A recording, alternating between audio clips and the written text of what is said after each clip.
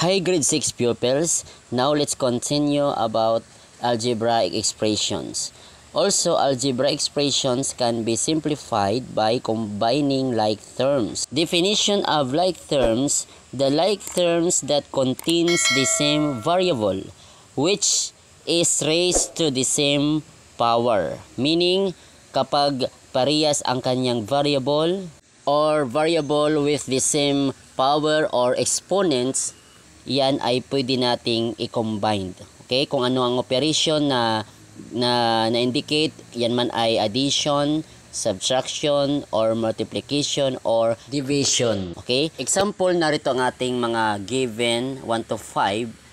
Simplify each expressions by combining like terms. Ang given number 1, 5x plus 6 minus 1. As you can see, 5x lang ang merong variable. The rest ay walang kasamang mga variables. So what you have to do, copy this numerical coefficient 5x, then combine natin itong constant. So positive 6 and negative 1, tayo magsasubtract, magkaiba yung sign. Then kukompare natin yung sign kung saan sa kanila yung malaki na number. Okay, so that is 6 minus 1, that is 5. So ang sign dito ay positive.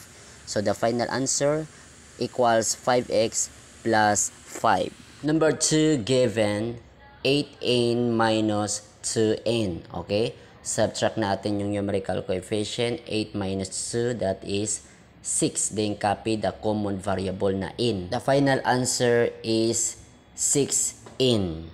Number 3 given negative 10 minus 5 times negative b plus 4. Okay? So, ang gagawin natin, unahin natin itong mayroong parenthesis. Ito muna ang ating simplify.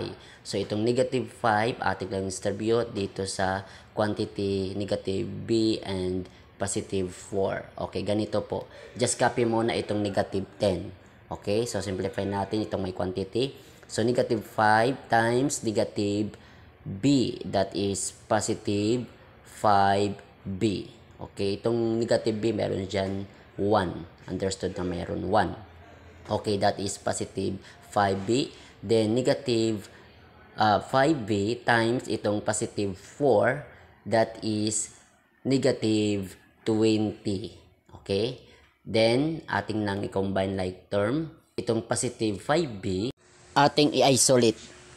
Wala naman siyang kaparehas dito na number na merong ganitong parehas na variable. Okay? Itong constant, ating lang ipagsama, negative 10 and itong negative 20. Okay? So, the same ang kanilang sign. Ang gagawin natin, i-combine natin, i-add natin ito, then copy the common sign. Okay, ito ay negative 30. Yan po ang final answer, 5b minus 30. Next, number 4, ang given natin, 1 plus 4 times 2 minus 3k. Ganun din ang gagawin natin at tingunahin itong mayroong close parenthesis. O just copy mo na itong constant na 1, then plus, multiply natin itong 4 dito sa quantity 2 minus 3k. Okay, 4 times 2, that is 8. Then, 4 times negative 3, that is negative 12. Then, copy the variable k.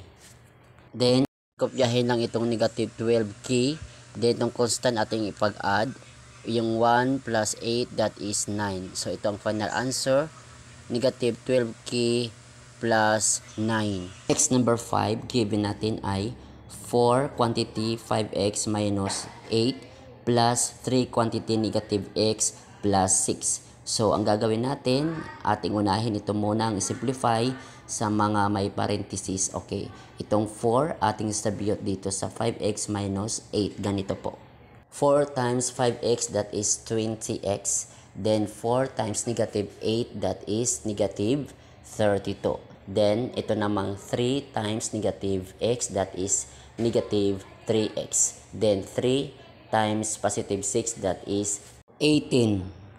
Then, ating i-combine itong numerical coefficient na meron silang the same variable na x. Okay? Ito ay positive 20x at yung negative 3x, tayo ay magsasubtract. Okay?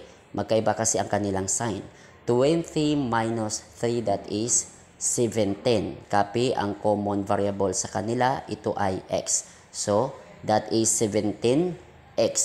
Then ito namang constant, negative 32 and positive 18. Magkaiba yung sign, tayo ay magsasubtract. Okay? 32 minus 18, that is 14. Sign dito ay negative. Okay? Ito ang final answer, 17x minus 14. Kamat like PV sa pag-combine ng like term dito sa ating algebraic expressions. Kaya ngayon, kung meron kang natutunan, pakipindot naman ang like. At kung bago ka pa lamang sa aking channel, pakipindot naman ang subscribe, maging ang bell notification upang ikaw ay laging naka-update sa mga bagong video ni-upload sa aking channel na ito. Maraming salamat po sa inyong panonood.